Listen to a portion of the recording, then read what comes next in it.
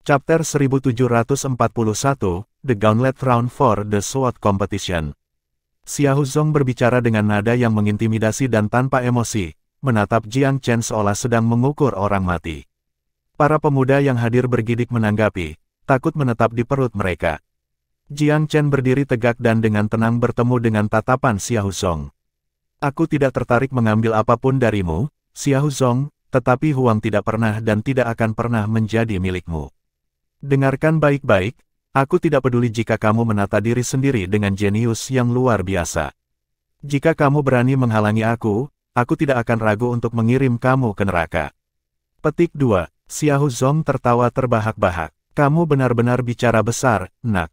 Orang-orang akan mengira kamu adalah seorang ahli empiris tingkat lanjut dengan cara kamu berbicara. Kamu adalah akan mengirim aku ke neraka. Petik 2. Aku, kata Jiang Chen polos. Aku harap kamu akan berpartisipasi dalam kompetisi pedang. Aku harap kamu tidak selemah sampah satu pukulan lainnya dari Haus Xiahou. Petik 2. Rumah Xiahou benar-benar musuhnya. Tidak akan ada cinta yang hilang di antara mereka, tidak peduli apa yang dia katakan. Saat dia memutuskan untuk datang ke negara Divine Eternal, dia sudah menyatakan perang melawan rumah Xiahou. Tidak perlu bijaksana atau menghindar dari apa yang sebenarnya ia maksudkan. Cahaya kekerasan meledak di mata Xiahou Zong. Kaulah yang menyebutkan kompetisi, nak. Aku harap kamu tidak kalah sebelum kita bertarung, atau aku akan menganggap kamu tidak layak untuk perhatian aku. Petik 2. Berdoa untuk keberuntungan kamu sendiri, jawab Jiang Chen dengan tenang. Jangan sampai mati di jalanan sebelum aku bisa membantu kamu. Sang patriark tidak senang melihat kedua orang jenius itu memperebutkan seorang wanita muda dari rumahnya. Dia tahu dia gagal menyenangkan kedua belah pihak. Haus Xiahou akan terus mengejeknya dengan jijik, sementara Zhao Yuan pasti kecewa dengan keraguannya.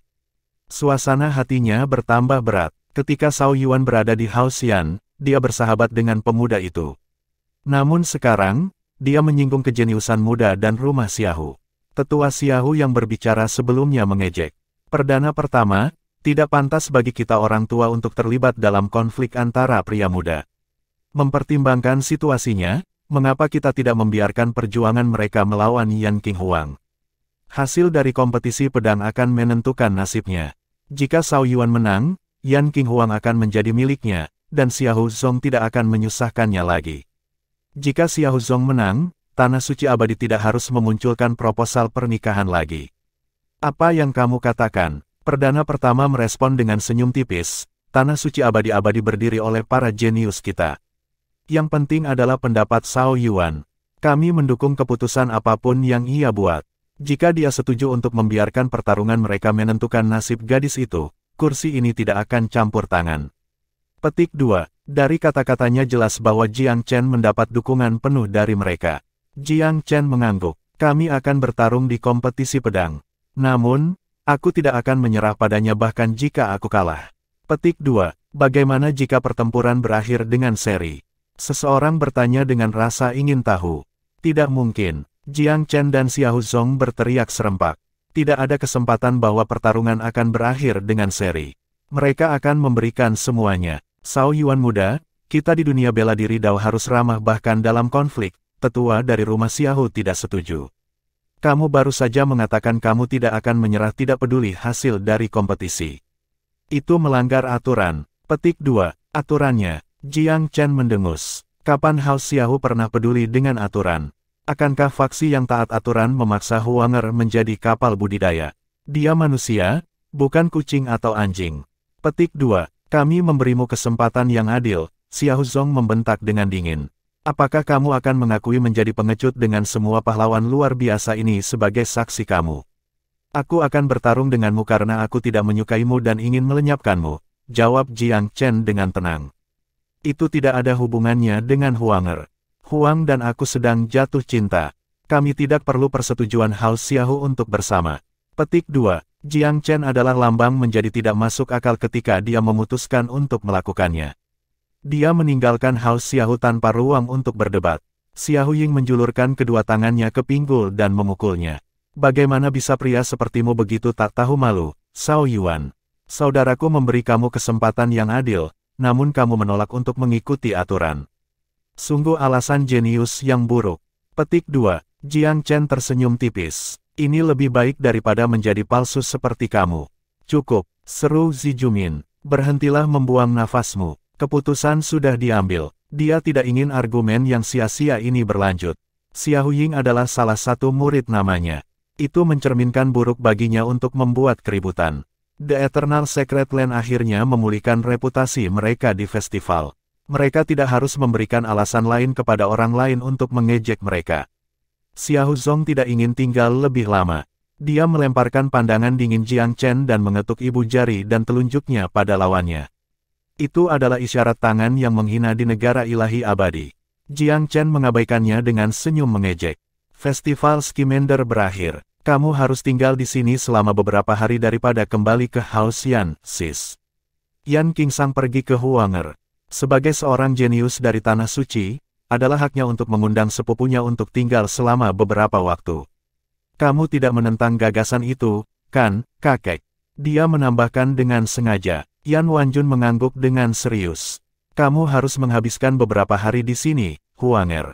Mencari udara segar. Kamu sudah paling menderita selama ini. Adalah kelemahan aku yang membuat kamu melewati rasa sakit ini. Tetap selama yang kamu inginkan. Jika ada anggota keluarga yang menentang hal itu, mintalah mereka datang kepada aku. Petik 2. Yan Wanjun menjadi tegas setelah perubahan perspektifnya. Sang patriark tersenyum kecut, Tetua Wanjun, kamu tahu aku selalu sangat menghargai kamu. Apa yang terjadi hari ini, biarkan para pemuda berkelahi habis-habisan. House Yan tidak bisa menyinggung kedua faksi kolosal ini. Petik 2. Kamu tidak bisa menyinggung, tetapi akhirnya menyinggung keduanya. Yan Wanjun mendengus. Patriark, tolong maafkan aku atas kecerobohanku hari ini. Tidak ada yang bisa dimaafkan. Sang patriark sepertinya mengerti bahwa mereka tidak akan bisa membawa Huanger bersama mereka hari ini. Dia mungkin juga berperan sebagai pemimpin yang murah hati. Jiang Chen melihat para tamu pergi bersama Zi Jumin. Masing-masing dari mereka berbasa-basi dengannya dan mengeluarkan undangan dengan sangat antusias. Dia menanggapi dengan ramah. Dia tidak menolak mereka, tetapi juga tidak menjanjikan apapun kepada mereka. Delegasi dari Flora Divine Nation pergi dengan amarah dan pengunduran diri. Mereka datang dengan 3 pildau berdaulat, namun kembali hanya dengan 2. Lebih buruk lagi, berita itu akan segera mencapai setiap bagian dari Pulau Myriad Abyss. Selama berbulan-bulan, semua orang akan berbicara tentang bagaimana master yang pernah mendominasi Sisuan menderita kekalahan mengerikan di tangan seorang jenius dari Tanah Suci Abadi. Cao Yuan akan menjadi nama di bibir semua orang. Dunia terkadang kejam ini. Untuk setiap jenius muda yang menjadi terkenal, banyak orang jatuh karena anugerah. Itulah bagaimana Sisuan membuat nama untuk dirinya sendiri, dan sekarang dia menjadi makanan untuk kesuksesan pemuda itu. Sisuan tampaknya telah pasrah dengan nasibnya.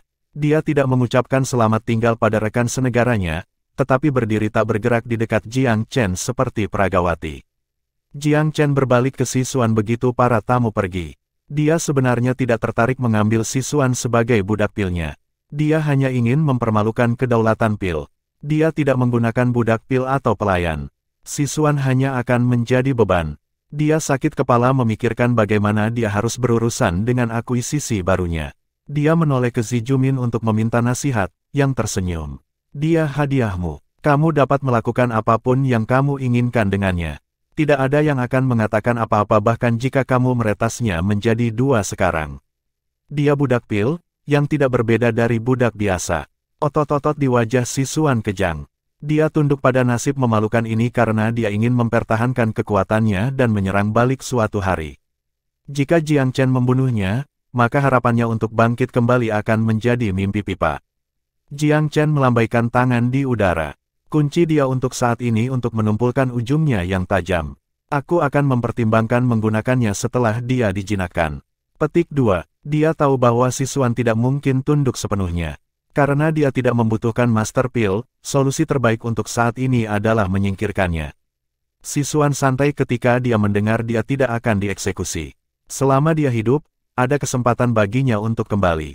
3 bilangan prima kembali setelah mengirim tamu pergi dan menatap Jiang Chen dengan penuh apresiasi. Dia menyenangkan mata, tidak peduli bagaimana orang memandangnya sekarang. Cao Yuan, kamu seharusnya tidak begitu sembrono setuju untuk melawan Xiao Zong di kompetisi pedang. Kamu belum mencapai levelnya dalam bela diri Dao. Petik 2. Bukankah aneh Xiahou Zong telah menunjukkan bakat luar biasa muda dan tetap tak terkalahkan di antara teman-temannya? Aku bertanya-tanya warisan apa yang dia peroleh atau keberuntungan apa yang dia temui. Petik 2. Jiang Chen memiliki pemahaman yang baik tentang kemampuan Xiahou Zong. Ketika mereka berselisih melalui teknik mata, dia memperhatikan bahwa Xiahou Zong berada jauh di depan para jenius muda lainnya dalam hal kehadiran dan kekuasaan. Meskipun demikian, Jiang Chen memiliki kepercayaan diri. Masih ada beberapa bulan sebelum kompetisi pedang. Dia percaya bahwa dia memiliki peluang penuh untuk menang. Chapter 1742, The Festival Ends. Pemenang terbesar dari Festival Scamander adalah Jiang Chen, daripada Tanah Suci Abadi. Dia telah memenangkan reputasi dan ketenaran di Myriad Abyss secara keseluruhan, serta dukungan Tanah Suci. Lebih penting lagi, bahaya yang menjulang di atas Huanger sementara berkurang. Yan Qingshan telah menggunakan statusnya sebagai murid dari Tanah Suci untuk mengundang Huanger tetap tinggal sementara. Ini adalah permintaan yang sepenuhnya masuk akal yang melayani dua tujuan, itu akan menghilangkan pengawasan House Yan serta risiko campur tangan House Xiahou. Dengan kata lain, itu meredakan semua kekhawatiran Jiang Chen. Setelah akhir festival Scamander, Jiang Chen mengunjungi Hall of Merit sekali lagi dan menerima sambutan hangat. Selamat, Zhao Yuan muda. Kamu telah menyelesaikan misi kedaulatan, api pembalasan. Aku tentu tidak mengharapkannya saat pertama kali aku memandang kamu, Gu Yunjin mendecakkan lidahnya. Para pahlawan tentu saja membedakan diri mereka di masa muda mereka, banyak yang telah dijelaskan kepada aku hari ini. Ada nada berlebihan dalam nada bicaranya, tetapi niatnya benar-benar tulus. Aku beruntung di sisi aku. Jiang Chen tersenyum. Jadi bagaimana jika kamu melakukannya? Jenius kamu tidak berkurang karenanya. Kenapa orang lain tidak beruntung, kan? Semua orang tahu betapa terampilnya si Xuan. Petik 2. Haha, terima kasih, Tetua Gu. Jika kamu memuji aku lagi, aku akan terlalu malu untuk tinggal. Aku datang untuk mendaftarkan penyelesaian misi aku. Petik 2. Sekarang setelah pekerjaan itu selesai, Jiang Chen ingin menguangkan poin kontribusinya. Misi dapat dianggap berhasil hanya setelah dokumen akhir selesai. Gu Yunjin dengan cepat menyelesaikan dokumentasi atas nama pemuda itu. Melihat bahwa ia tidak memiliki keinginan untuk tinggal, pria yang lebih tua tidak dapat menahan diri untuk menyela. Yang Jiang Chen, Aula Merit memiliki banyak misi berdaulat yang terkait dengan Pildao. Apakah kamu, Tetua Gu? Jiang Chen memotongnya dengan tergesa-gesa. Tolong, biarkan aku pergi untuk hari ini. Turnamen para jenius sudah dekat. Aku tidak punya banyak waktu dalam beberapa hari mendatang untuk memikirkan misi yang tidak terkait. Petik 2. Gu Yunjin tertawa terbahak-bahak. Ya, kurasa aku tidak berpikir. Kamu harus menampilkan pertunjukan yang baik atas nama Tanah Suci, anak muda. Beritahu faksi lain di negara ini bahwa kita adalah penguasa, dan kita akan selalu seperti itu. Petik 2. Aku akan melakukan yang terbaik, jawab Jiang Chen dengan rendah hati. Seperti yang kulakukan di Festival Scamander. Surga tahu bagaimana itu akan terjadi. Ada banyak sindiran dalam kata-katanya. Setelah meninggalkan Hall of Merit, Jiang Chen mengunjungi 3 bilangan prima untuk mengucapkan terima kasih. Tanpa dukungan setia mereka, dia tidak akan memiliki kesuksesan seperti itu di festival. Huang juga tidak akan dapat tetap sebagai tamu dari Tanah Suci. Itu karena pengaruh Tanah Suci sehingga Patriarki Yan tidak berani memaksa Huang untuk pulang. Faktanya, tidak ada seorang pun dari House Yan yang menyatakan perbedaan pendapat. House Yan telah pengecut sampai ekstrim selama bertahun-tahun. Mereka takut dengan rumah Xiahou, yang berarti mereka juga tidak ingin membuat marah Tanah Suci Abadi. Yang terakhir ini sepertinya lebih menakutkan daripada yang sebelumnya pernah gusar. Tidak perlu berterima kasih, Zhao Yuan. Sebagai seorang jenius dari Tanah Suci, kamu layak mendapatkan dukungan tanpa syarat ketika kamu memperlihatkan kekuatan dan bakat yang cukup. Petik 2. Turnamen ini segera, perdana-perdana mendorong, dan Xiahou Zong menganggap kamu sebagai saingannya. Kamu harus berhati-hati. Bakat bela diri daunnya luar biasa. Jangan meremehkannya. Petik 2. 3 bilangan prima tahu Zhao Yuan bisa mengalahkan lawan lebih tinggi dari levelnya, tetapi Xiahou Zong sendiri yang sama sekali berbeda. Xiahou Zong adalah krim tanaman. Zhao Yuan baik-baik saja melawan lawan biasa, tetapi ia tentu memiliki waktu yang baik melawan jenius Xiahou bahkan pada tingkat yang sama. Xiahou Zong tidak pernah dikalahkan oleh siapapun dengan tingkat kultivasi yang sama seperti dia sebelumnya, yang mencakup beberapa tetua yang berpengalaman. Inilah sebabnya mengapa ada kesenjangan yang begitu besar antara dia dan para jenius bangsa lainnya dan mengapa mereka merasa tidak berdaya di hadapannya. Ketenaran bela dirinya telah diperoleh melalui pertempuran demi pertempuran kerja keras. Jiang Chen tidak terbiasa meremehkan lawan manapun, dan Xiahou Zong, yang benar-benar ahli, tidak berbeda. Jangan khawatir, bilangan prima terhormat. Aku akan mendekati pertarungan aku dengannya dengan kebijaksanaan penuh. Petik 2. Hanya begitu, kami telah menyaksikan bakat pil dao kamu, dan kami telah merasakan potensi dao bela diri kamu di Nine Winding Caves juga. Namun, kami berharap kamu dapat mengembangkan yang terakhir dari waktu ke waktu, dan mengejutkan dunia dengan kehebatan kamu yang luar biasa, seperti yang kamu lakukan di sini di Scamander Festival. Perdana-perdana melimpahkan Jiang Chen dengan pujian yang luar biasa. Jiang Chen tersenyum. Aku akan memberikan segalanya untukku. Setelah mengucapkan selamat tinggal pada 3 bilangan prima, ia akhirnya memiliki saat yang tenang untuk dirinya sendiri. Kembali di kediamannya, Yan Qingsang, Huang Er, dan yang lainnya sudah lama menantinya. Tidak perlu bagi kedua sejoli untuk menahan diri demi kesopanan publik. Yan Qingsang batuk pelan, memberi isyarat agar mereka menurunkannya. Jiang Chen mengerutkan kening, sedikit kesal. Saudara Yan, jika tenggorokan kamu sakit, kamu dapat kembali ke tempat kamu untuk beristirahat. Yan Qingsang kecewa. Saudaraku, kamu tidak bisa meninggalkanku setelah aku tidak berguna lagi. Kakak perempuan aku tidak akan bisa tinggal di tanah suci tanpa undangan aku. Plus, Putri Bi ada di sini juga. Kamu harus memikirkan perasaan orang lain. Petik 2. Dia sebenarnya benar-benar baik-baik saja dengan romansa antara Jiang Chen dan Huang Er, tetapi lidahnya sama kerasnya seperti sebelumnya. Kamu selalu punya sesuatu untuk dikatakan, ya, Jiang Chen tertawa. Kurasa aku akan membiarkan ini meluncur. Kamu memang berkontribusi sedikit. Petik 2. Apa maksudmu? Agak. Aku berkontribusi banyak. Yan Qingsang mengangkat suaranya dengan melodrama. Semua orang tertawa. Suasana menjadi sangat harmonis untuk sementara waktu. Ling Bier berdiri di samping secara kooperatif, diam-diam menonton reuni Jiang Chen dan Huang. Hanya ada kebahagiaan di hatinya untuk mereka.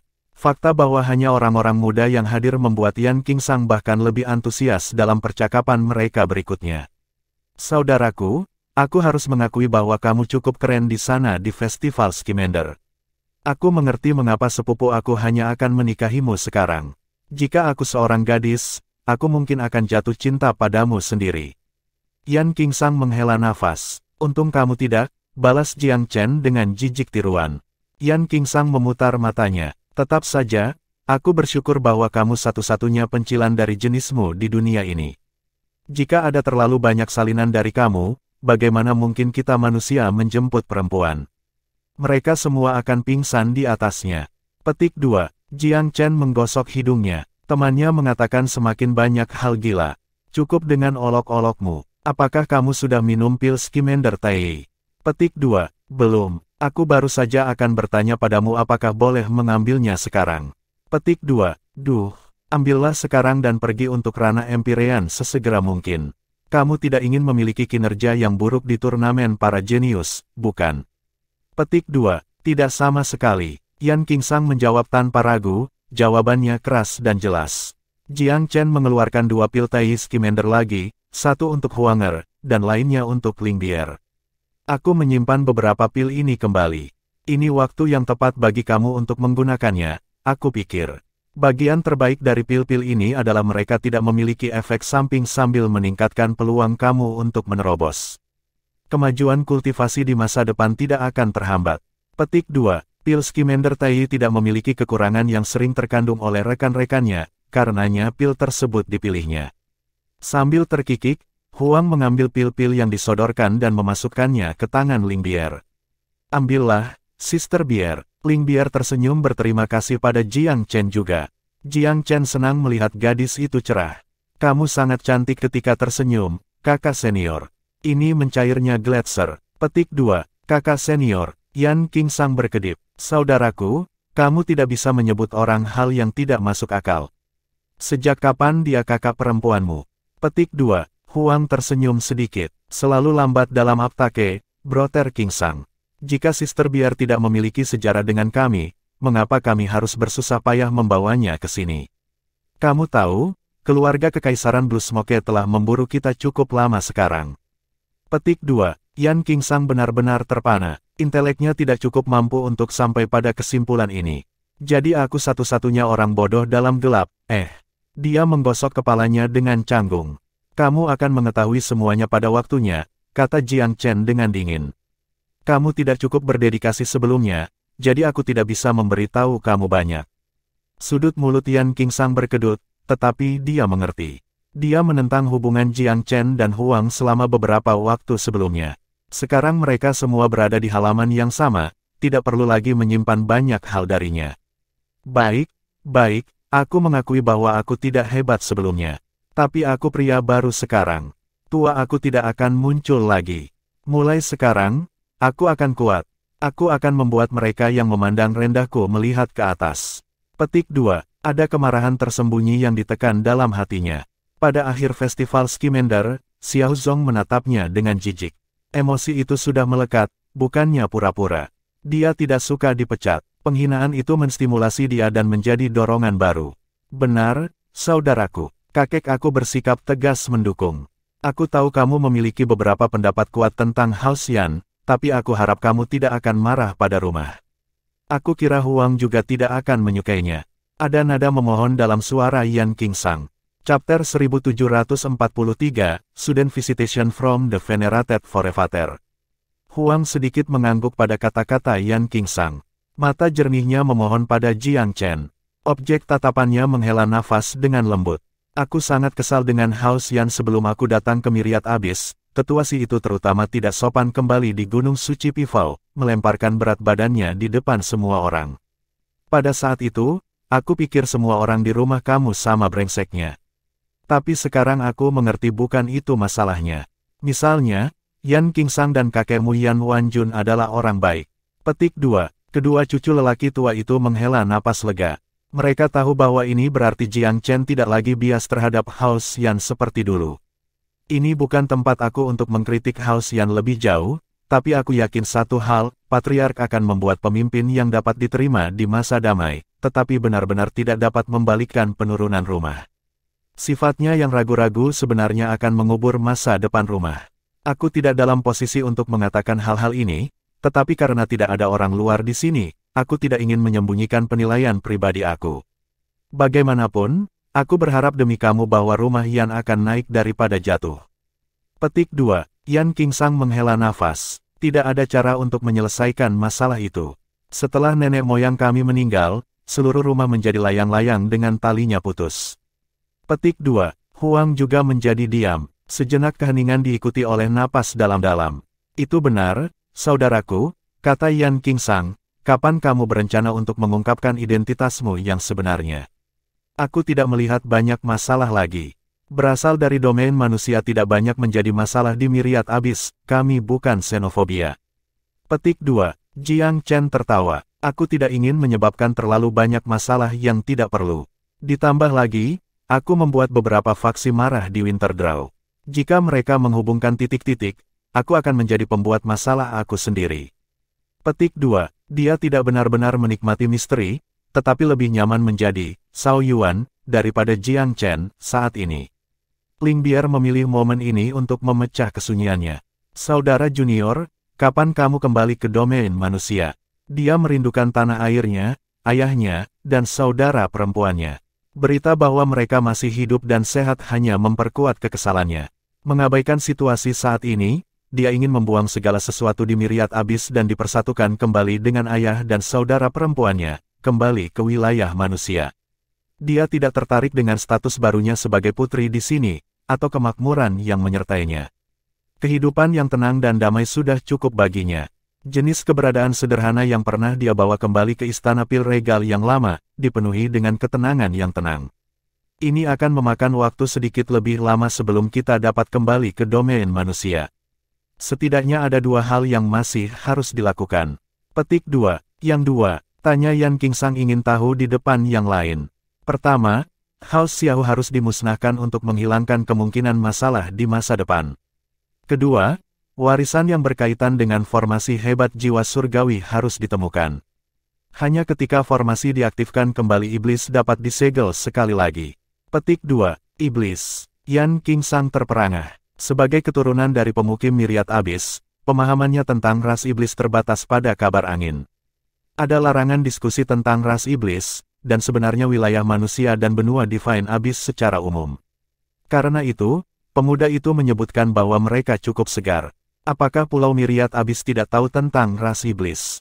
Jiang Chen mendengus. Tidak terlalu, tapi kita hanya tahu nama itu. Apa saja karakteristik dari perlombaan ini? Petik 2. Iblis-iblis. Jiang Chen mendesah pelan. Sebuah ras yang dapat dengan mudah menghancurkan Divine Abyss sepenuhnya. Jika mereka diizinkan menaklukkan daratan, suatu hari mereka akan tiba di Myriad Abyss. Setelah menaklukkan keseluruhan Abyss ilahi, mereka akan menaklukkan kita semua sebagai budak mereka. Petik 2. Munculnya ras iblis berarti awal dari mimpi buruk yang tak pernah berakhir untuk ras lain yang hidup di sini. Apakah mereka benar-benar sekuat itu? Yan Qingsang tertegun. Jauh lebih dari yang bisa kugambarkan. Segudang habis, Jiang Chen ingin melanjutkan, tetapi Huang memotongnya dengan senyum masam. Saudara Chen, itu cukup tentang sejarah kuno Myriad Abyss. Topik itu benar-benar terlarang di sini karena tidak ada yang mau mengakui bahwa mereka adalah keturunan desertir kuno. Catatan sejarah Myriad Abyss menceritakan kisah yang sama sekali berbeda. Petik 2. Itu adalah praktik menipu yang tidak membodohi siapapun, bahkan tidak sepenuhnya untuk diri mereka sendiri. Myriad Abyss telah memilih untuk secara sela melupakan masa lalu karena rasa malu mereka. Ah, benar. Apakah kamu tahu jika ada faksi di Myriad Abyss yang sangat ahli dengan formasi? Tanya Jiang Chen. Di zaman kuno, formasi besar pengurungan jiwa surgawi tidak merupakan upaya dari satu faksi. Banyak yang telah bekerja sama untuk mengaturnya dan mengaktifkannya. Jiang Chen tahu bagian yang bertanggung jawab atas Sekte Crimson Heavens kuno, tetapi bukan bagian-bagian yang bertanggung jawab atas Sekte Bodhisattva Bumi dan yang lainnya. Dia tidak tahu apa-apa tentang diagram dan fungsi formasi, jadi dia bahkan tidak bisa menafsirkan dan berspekulasi apapun. Bahwa dia tidak memiliki petunjuk sama sekali adalah tragedi terbesar. Karena itu, dia ingin mengumpulkan beberapa informasi. Fraksi bagus dengan formasi. Ninedark Divine Nation datang ke pikiran pertama. Menurut rumor, Tanah Suci Ninedark adalah salah satu tempat paling rumit untuk dijelajahi di Myriad Abyss. Banyak ahli telah masuk ke dalam, hanya untuk tersesat dan tidak dapat kembali. Petik 2. Bangsa Divine Ninedark. Jiang Chen mengangguk. Aku melihat, apakah ada perwakilan di Festival Scamander? Petik 2. Yakin, namun, setiap orang dari negara itu cenderung tidak menonjolkan diri. Mereka tidak begitu tertarik dengan Pil Dao sebagai suatu peraturan. Sulit bagi kamu untuk memperhatikan mereka sama sekali. Petik 2. Jiang Chen memiliki kesan kelompok yang sesuai dengan deskripsi itu, dan akan menyebutkannya ketika lempengan batu halus di depan kediamannya bersinar terang sekali lagi. Pada saat berikutnya, kesadaran yang kuat menekan. Gambar leluhur yang dihormati muncul di lempengan. Tidak buruk, Cao Yuan. Kamu telah mencapai 2 dari 3 tujuan yang aku tetapkan untuk kamu. Hanya satu tes yang tersisa. Nenek moyang pergi tepat ke tenggorokan. Sapuan kesadarannya yang kuat sudah cukup untuk membuat semua orang tidak sadar. Sekarang mereka sudah keluar dari jalan, jangan merasa terlalu tertekan. Aku pernah berjanji kepada kamu bahwa aku akan secara pribadi menguji kamu, dan waktu yang tepat untuk itu semakin dekat. Petik 2. Jiang Chen ingin tahu tentang niat nenek moyang. Dia tidak bisa mengerti mengapa seorang kultivator ilahi tidak akan memerintah atas tanah suci sendiri. Mengapa dia mendelegasikan wewenangnya kepada 3 bilangan prima? Apakah nenek moyang itu tidak tertarik pada pengaruh duniawi? Beberapa pertanyaan dulu. Aku ingin melihat bagaimana kamu menjawabnya. Gambar kesadaran nenek moyang itu tetap seperti biasa.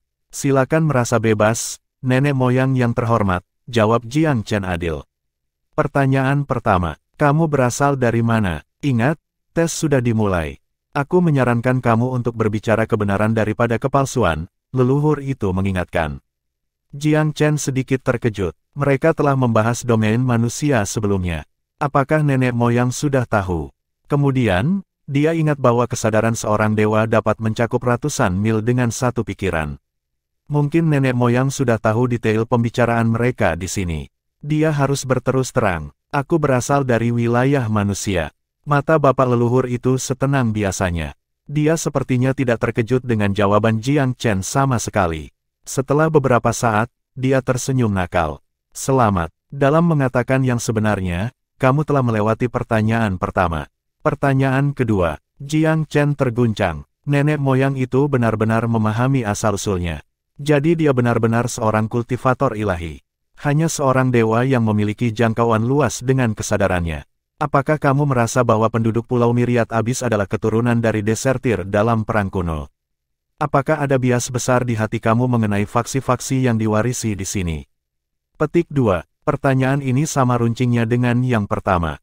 Jiang Chen merasa sangat sulit untuk menjawab sesuatu yang sudah tertanam dalam hatinya. Sambil menggertakkan giginya setelah beberapa saat, dia mengangguk. Informasi yang aku temukan kembali di domain manusia memberitahu aku, ya. Pertanyaan ketiga, apakah kamu memperoleh banyak warisan kuno di wilayah manusia? Petik 2, ya. Jiang Chen tidak melihat alasan untuk menyangkal ini. Nenek moyang berhenti dengan pertanyaannya di sini. Baiklah, desahnya pelan, itu sudah cukup untuk saat ini. Jiang Chen menghela napas lega, tapi hatinya tetap cemas. Apakah nenek moyang puas dengan jawabannya? Yang kedua terutama berpotensi membuatnya marah. Nenek moyang itu merenung dalam waktu yang lama sebelum menghembuskan napas. Apakah Jiang Chen nama asli kamu? Kamu menghapus kutukan binding generasi pada gadis House Yan itu, iya. Tidak ada warisan yang mengesankan seperti milik kamu bahkan di zaman kuno. Aku ingin tahu apakah kamu benar-benar dewa reinkarnasi. Petik 2. Ini adalah topik yang sangat menarik bagi orang tua itu. Gosip telah beredar untuk efek itu, rupanya, setidaknya sebagian dari keterampilan Jiang Chen datang dari ingatannya yang membangkitkan. Pemuda itu sendiri tidak yakin bagaimana menjawab. Chapter 1744, Staggering Secret Intelligence. Nenek moyang yang dihormati tersenyum sedikit. Kamu tidak harus menjawab. Penjelmaan dewa sejati jarang terjadi, tetapi mereka ada di Myriad Abyss. Salah satu contohnya adalah Xiahou Zong. Petik 2. Apa? Seru Jiang Chen. Dia bertanya-tanya tentang bakat Xiahou Zong yang tidak wajar, tetapi kemungkinan bahwa jenius muda itu adalah dewa reinkarnasi tidak pernah terlintas dalam benaknya. Jangan khawatir, Xiahou Zong sangat sensitif dan bangga karena dia adalah penjelmaan dari makhluk suci, tetapi ingatannya belum terbangun sepenuhnya.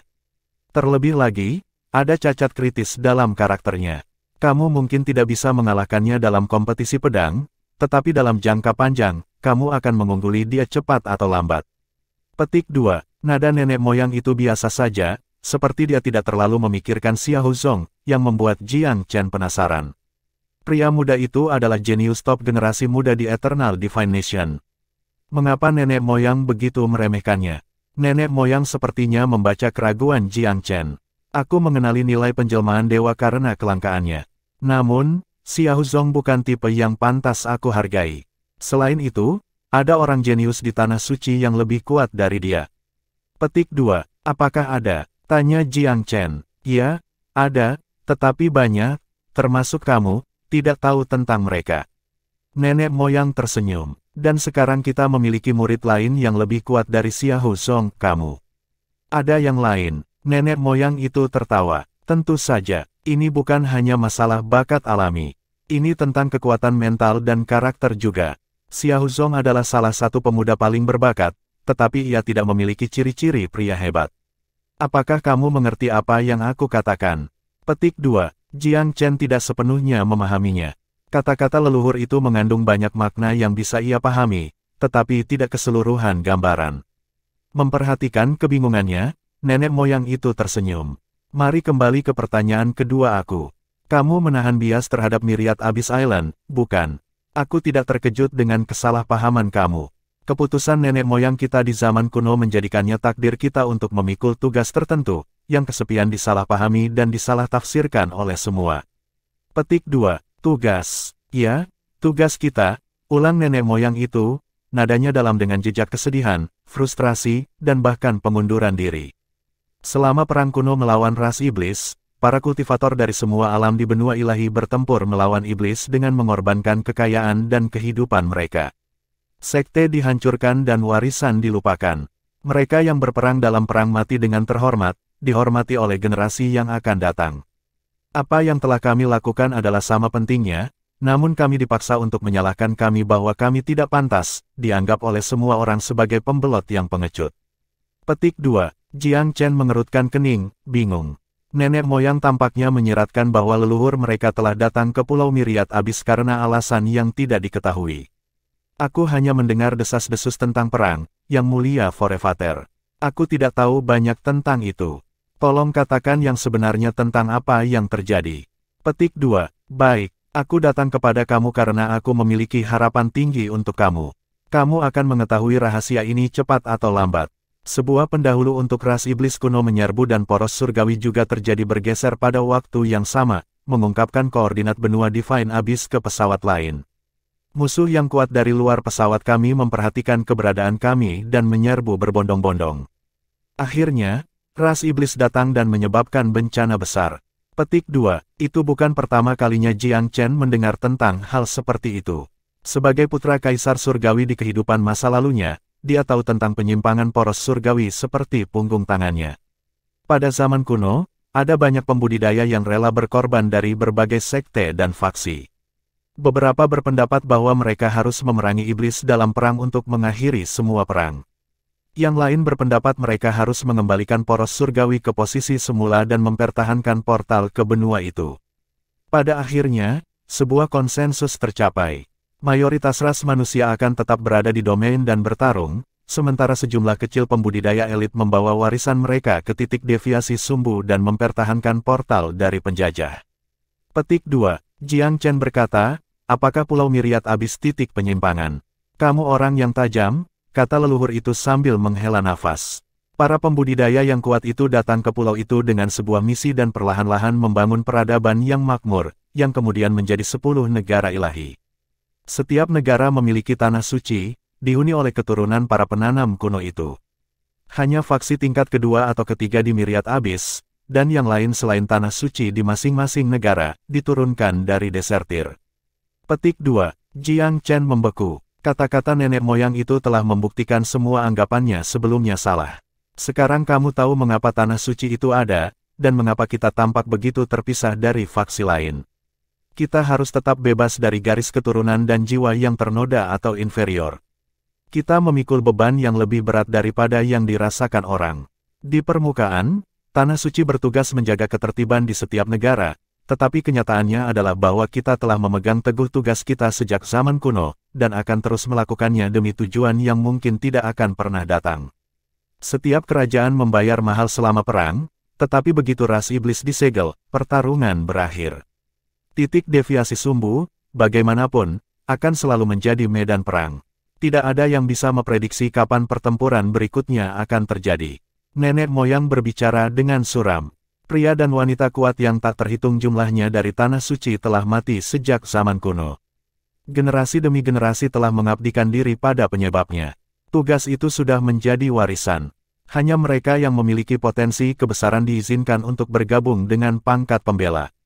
Karena itu, aku katakan bahwa Xiao Zong tidak memiliki sifat yang akan membuatnya hebat. Pria seperti dia hanya melihat dan memikirkan kepentingan dirinya dan keluarganya. Apa semuanya sudah jelas bagimu sekarang? Petik 2. Jiang Chen berjuang untuk memilah-milah pikirannya. Aku tidak tahu bahwa Myriad Abyss Island memiliki sejarah yang bergejolak, keluhnya pada akhirnya. Jadi, apakah para jenius sejati dari tanah suci dikirim ke medan perang di luar pesawat? Apakah mereka tetap di titik penyimpangan, berdiri dalam pertahanan dan siap menghadapi invasi? Petik 2. Iya itu mereka. Untungnya, tidak setiap penyerang yang kita hadapi sekuat itu. Sejak zaman kuno, kita belum pernah bertemu musuh sekuat iblis. Terlebih lagi, kami telah melakukan beberapa pekerjaan restorasi ke poros surga, menutupi sebagian energi yang memancar dari benua sehingga kekuatan luar akan melihat kami sebagai pesawat yang miskin. Mungkin kita menipu siapapun selain diri kita sendiri, tetapi mungkin cukup untuk mengalihkan para petualang dari luar wilayah kita. Petik 2. Siapapun selain Jiang Chen mungkin tidak dapat sepenuhnya memahami kata-kata leluhur. Dia tahu bahwa tidak pernah ada kekurangan petualang di pesawat surga. Mereka berkelana ke pesawat apapun yang mungkin bermanfaat bagi mereka.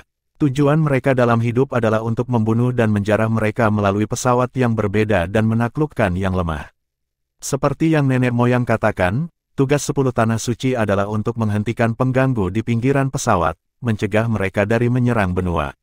Tidak dapat disangkal bahwa itu adalah tanggung jawab besar yang membutuhkan keyakinan besar untuk memikul. 10 tanah suci telah bertahan selama bertahun-tahun sejak perang kuno. Itu saja menuntut rasa hormat Jiang Chen.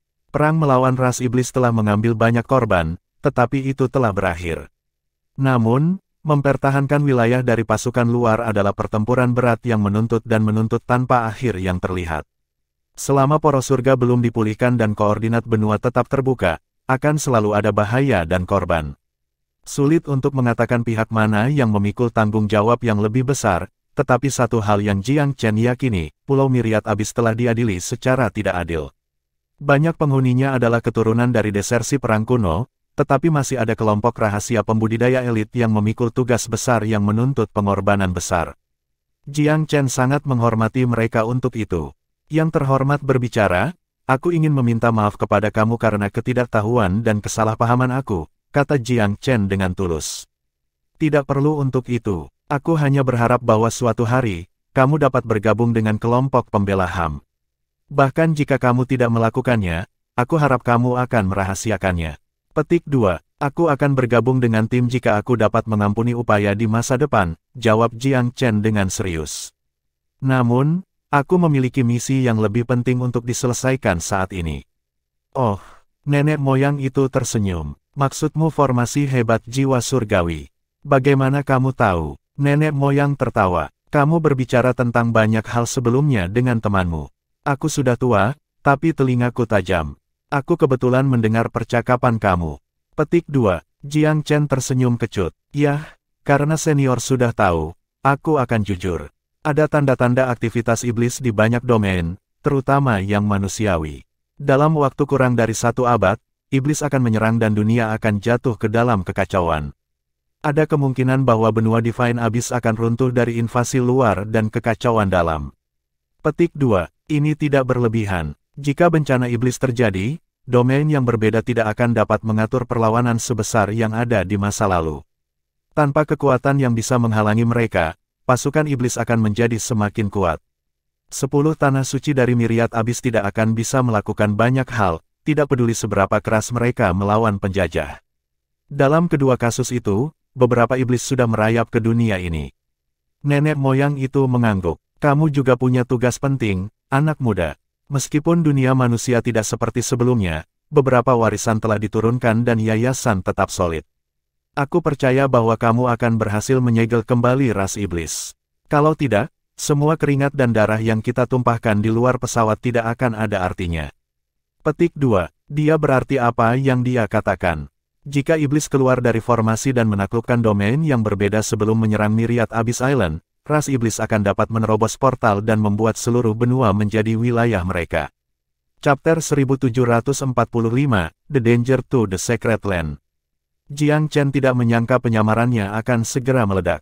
Selain itu, rahasia yang diungkapkan nenek moyang itu bahkan lebih mengejutkan. Persepsinya tentang Myriad Abyss Island benar-benar terbalik. Dia selalu berpikir bahwa penduduk Myriad Abyss seperti legenda, diturunkan dari desertir kuno, satu pak pengecut, satu dan semua. Dia sangat keliru. Aku tidak bisa membantumu dengan domain manusia saat ini, tapi aku akan mendukungmu tanpa syarat sementara kamu tetap di Myriad Abyss. Namun, keadaan kita saat ini sulit dan terus berubah. Sulit, Jiang Chen berkedip. Apakah penjajah Offworld berkumpul dalam jumlah besar lagi? Tidak terlalu. Masalah Ten Divine Nations yang paling mendesak adalah masalah internal, bukan eksternal. Petik 2, internal. Jiang Chen tidak mengerti. Ya, nenek moyang itu menghela nafas dengan lembut, nadanya muram. Mungkin kamu belum lama berada di sini, jadi kamu belum bisa merasakannya dulu. Semakin banyak kamu tinggal di sini, semakin kamu akan menyadari bahwa kendali kami atas bangsa telah sangat berkurang. Hal yang sama berlaku di setiap negara lain. Faksi lain semua naik diam-diam, dan situasinya semakin mengerikan dari hari ke hari. Petik 2, seperti rumah Xiaohu di sini, misalnya. Jiang Chen bertanya sambil berpikir. Ya, nenek moyang itu setuju. Jadi, Kamu juga sudah memperhatikannya. Hanya sedikit dari apa yang tampaknya dibuat di bawah permukaan. Aku tidak berani membayangkan hal ini terjadi, tetapi aku ingin tahu mengapa Xiahou Zong diizinkan memamerkan kesombongannya begitu lama, tanpa terkendali. Sikap netral, alih-alih mendukung faksi-faksi lain di negara ini patut mendapat pertimbangan juga. Jiang Chen menyuarakan keprihatinannya. Terlepas dari momentum yang dia kumpulkan dalam kemenangannya atas Sichuan, Bapak bangsa Haus yang tidak berani mengambil sikap tegas dengan proposal pernikahan. Bahkan itu belum cukup untuk membuat patriark dengan tegas keluar atas nama Tanah Suci. Sifat patriark yang terputus-putus tentu memainkan peran, tetapi ada kemungkinan lebih banyak untuk cerita itu. Secara teori, pilihannya akan menjadi no-brainer, namun, Haus Yan belum melakukan yang jelas. Apakah itu semata-mata karena kepribadian patriark? Selain Haus Yan, faksi lain juga tidak secara terbuka menunjukkan dukungan mereka untuk Tanah Suci Abadi. Jelas tidak ada yang ingin membuat Haus Xiahou marah atas masalah ini. Meskipun detail ini tidak dapat menjelaskan semuanya, itu menunjukkan bahwa Haus Xiahou adalah pesaing yang serius. Cukup untuk faksi lain yang mewaspadai hal itu, terlepas dari intervensi Tanah Suci. Nenek moyang, apakah hal yang sama terjadi di tempat lain di negara ilahi? Untuk tingkat tertentu, ya. Nenek moyang itu mengangguk. Masalah ini seharusnya cukup mudah untuk dipecahkan.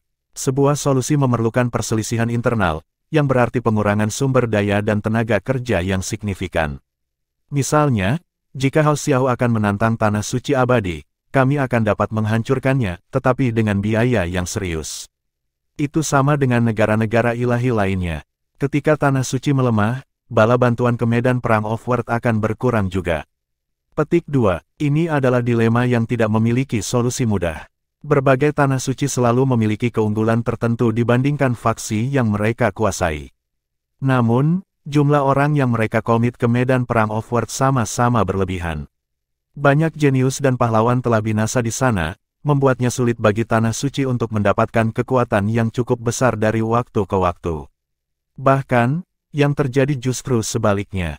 Ketika tanah suci menjadi cukup lemah, mereka tidak akan memiliki kekuatan senjata yang cukup untuk mempertahankan kekuasaan mereka. Hal ini menyebabkan melemahnya otoritas mereka secara alami. Faksi yang terlalu ambisius akan melompat pada kesempatan untuk mengisi kekosongan. Ketika kemampuan raja untuk menghukum dipertanyakan, lieganya menjadi ancaman alami bagi tahta. Ini adalah bagaimana perampas sering muncul. The Eternal Secret Land belum dalam posisi yang begitu parah. Namun, kemunduran ke arah itu sangat mungkin terjadi jika ambisi Haus Xiahou tidak terkendali. Tanah suci itu agak kosong dari pengeluarannya di medan perang Offworld. Haus Xiahou juga memiliki mata-mata di dalam Tanah Suci Abadi, yang membuatnya mengetahui banyak informasi. Meskipun masalah medan perang Offworld disimpan sangat tersembunyi, melemahnya 10 Tanah Suci terasa sampai batas tertentu oleh dunia luar. Inilah mengapa nenek moyang itu terdengar sangat jengkel. Dia perlu berurusan dengan kerusuhan sipil serta ancaman tanpa henti yang ditimbulkan oleh medan perang dunia luar. Tanah suci saat ini tidak dapat mempertahankan ofensif di kedua front, karenanya haus yang luar biasa untuk para jenius yang luar biasa. Anak muda, penampilanmu di sini berarti bahwa kekayaan tanah suci yang abadi tetap kuat. Demikian juga, akankah Divine Abyss dipertahankan? Nenek moyang itu cukup serius. Aku sudah mengamatimu selama ini. Di antara semua jenius muda yang pernah aku lihat, keberuntungan kamu tidak ada bandingannya. Meskipun kamu belum menunjukkan semua bakat kamu, aku yakin kamu akan menjadi sosok yang hebat suatu hari nanti. Petik 2. Jiang Chen tidak melihat alasan untuk rendah hati. Nenek moyang, dia bertanya langsung, mengapa Tanah Suci tidak mengedukasi masyarakat tentang medan perang Offworld? Mengapa tidak memperkenalkan darah baru pada upaya perang? Sulit bagi 10 negeri suci untuk bertarung sendirian. Petik 2. Kita sudah lama memperdebatkan masalah ini. Itu selalu, dan terus menjadi, tidak meyakinkan. Kami khawatir bahwa perubahan drastis seperti itu akan menyebabkan situasi menjadi lepas kendali dan menghancurkan tanah suci atas Myriad Abyss. Mungkin saja pengumuman itu memiliki kebalikan dari efek yang diinginkan. Petik 2. Alasan hati-hati semacam itu bisa dimengerti. Lagi pula, semua faksi lain adalah keturunan dari para desertir Divine Abyss. Meskipun anak-anak desertir tidak selalu pengecut, warisan adalah hal yang aneh. Adalah tidak realistis untuk mengharapkan sekelompok orang, yang tidak pernah tahu tentang pertempuran di luar dunia, untuk melakukan pengorbanan drastis atas dasar keyakinan saja. 10 tanah suci telah bertahan selama mereka melakukannya karena mereka memiliki misi yang jelas diwarisi dari zaman kuno. Tugas terukir dalam darah dan tulang mereka. Sebaliknya, faksi lain mementingkan diri sendiri dan mencari untung sampai akhir yang pahit. Jelas, prinsip kedua pihak tidak selaras. Perubahan itu sulit, Jiang Chen menghela napas, tapi aku percaya itu tidak bisa dihindari pada akhir hari. 10 negara ilahi tidak bisa berharap hanya garis muridnya yang mencukupi selamanya. Petik 2. Iya nih, sayangnya, tidak ada yang berani melakukan upaya ini dengan ringan. Konsekuensi potensial terlalu tinggi bagi siapapun untuk mengambil alih. Petik 2. Setelah gagal, Myriad Abyss akan terjerumus ke dalam kekacauan dan tidak mungkin untuk memprediksi apa yang akan terjadi kemudian. Bagaimana jika ada perang tanpa akhir setelah itu? Bagaimana stabilitas diperkenalkan kembali? Jiang Chen tidak meragukan kesediaan Hao Xiaohu untuk menggantikan tanah suci abadi yang lemah untuk sesaat. Bahkan, mereka akan sangat bersemangat untuk itu. Mungkin situasinya tidak bisa diubah hanya dengan satu orang atau faksi. Namun, cara dunia pada akhirnya akan bergeser. Roda sejarah tak terhindarkan, menghancurkan semua yang berada di bawah bobotnya. Nenek moyang itu berbicara dengan muram. Anak muda, aku hanya bisa berharap bahwa hati bangsamu tetap tidak berubah dalam angin perubahan yang akan meledak. Kamu melebih-lebihkan bangsawan aku, Tuan, jawab Jiang Chen serius. Tetap saja, aku tidak akan mau mengabaikan sisa dunia demi keuntungan egois. Baik, aku telah memilih pria yang tepat, tampaknya. Itulah akhir dari pembicaraan kami hari ini. Aku berharap dapat mendengar kabar baik dari kamu untuk turnamen para jenius. Petik 2. Nenek moyang tersenyum sedikit sebelum menghilang secara bertahap dari lempengan batu. Hati Jiang Chen bertambah berat setelah pria tua itu menghilang. Meskipun dia memiliki pemahaman yang jauh lebih baik tentang Myriad Abyss sekarang, dia merasakan bahaya yang sangat nyata menjulang di Cakrawala. Myriad Abyss juga tidak sepenuhnya damai. Itu adalah tong mesiu yang bisa menyala kapan saja. Ketika itu terjadi, akan ada bencana yang meluas. Keterbatasan dalam melakukan perjalanan ke berbagai domain telah ditetapkan oleh 10 negeri suci. Jika aturan tanah suci atas Myriad Abyss dibatalkan, aturan itu akan dibatalkan. Akankah faksi Myriad Abyss bergegas ke domain manusia? Kalau begitu, tidak ada seorang pun di generasi muda yang bisa dibandingkan dengan Xiahou Zong sebagai permulaan. Itu saja sudah cukup memalukan. Tanah suci yang abadi adalah penguasa bangsa ilahi yang abadi, dan seharusnya memimpin di segala bidang dengan jarak yang jauh. Namun, tidak ada bukti tentang itu sekarang. Yang paling mengkhawatirkan, tidak ada faksi lain yang takut akan tanah suci. Seharusnya ada dukungan yang jauh lebih terbuka untuk itu daripada di Festival Scamander, yang cukup jelas.